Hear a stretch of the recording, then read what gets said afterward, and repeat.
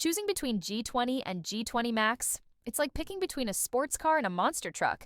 Both get you there, but one's got way more muscle. I've put both through the ultimate cleaning gauntlet.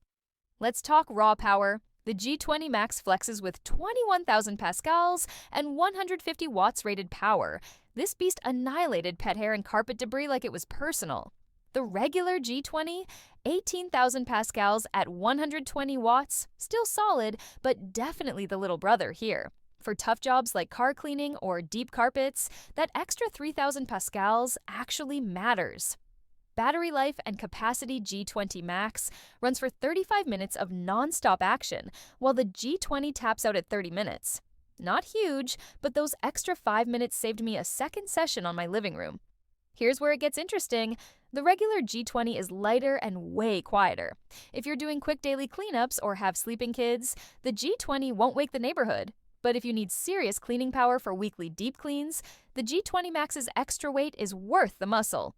Dustbin-wise, G20 Max holds more mess, so less emptying trips to the trash. Trust me, your lazy self will appreciate this. Both pack multi-layer filtration and LED lighting, so you're not missing core features either way. Bottom line, G20 Max for heavy-duty cleaning warriors who want maximum power. Regular G20 for everyday heroes who value quiet, lightweight convenience. Which team are you joining? Comment below.